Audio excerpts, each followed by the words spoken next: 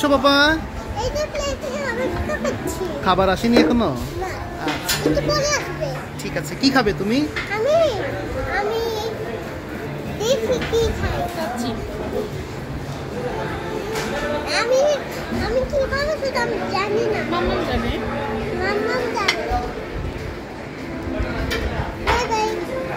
আসসালামু আলাইকুম। আজকে ছিল শুক্রবার, তো আজকে একটু আমরা বের হয়েছিলাম, বাইরেই খাবো দাবো চিন্তা করেছিলাম। তো এখানে সুলতান ডাইনে খেতে গিয়েছি, মেয়ের বাবা এবং আমি। তো খাবার এখানে বেড়ে দিচ্ছিলাম। মেয়ে তো অস্থির হয়ে গিয়েছে, কারণ আমরা এখানে গিয়েছিলাম 5টার দিকে। সকালে একটু উঠতে দেরি হয়ে গিয়েছিল, তারপরও বাসায় গেস্ট চলে যাওয়ার পরে অনেক কাজকর্ম টুকটাক থেকে যায়, তো সেগুলো করতে হয়েছে। তো খাওয়া দাওয়া এখানে শেষ করে আমরা গিয়েছিলাম ঢাকা ভার্সিটির ওই পাশে, আজিমপুরের ওইদিকে ঢাকেশ্বরী জুস কর্নারে। এইখানকার জুসটা খুবই ভালো লাগে আমার কাছে আর কি। তো এখান থেকে আমি জুসের অনেকগুলো রেসিপি নিয়েছি, খেয়ে টেস্ট করে রেসিপি আর কি শিখেছি।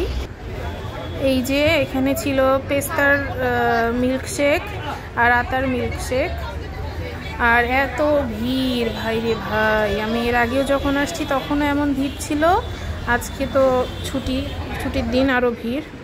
এরপরে আমরা ঢাকা ভার্সিটির মধ্যে গিয়েছিলাম বিজনেস ফ্যাকাল্টির এদিকে।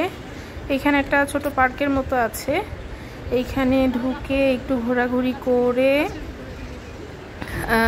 বিকেল হয়ে একদম সন্ধ্যার আগ মুহূর্তে একটু ভিডিও রেখেছিলাম, একটু হাঁটাহাঁটি করলাম, খাবার হজম করলাম আর কি। ভরপেট খেয়ে দিয়ে আবার জুস খেয়ে আবার মানে একটু হাঁটাচলা নড়াচড়া করা কষ্ট হচ্ছিল, তো এখানে একটু ভিডিও করেছিল। এই যে মেয়ে আগে চলে যাচ্ছিল, তাই ওকে একটু ভয় দেখাচ্ছিলাম, যাব না কিন্তু এই বলে।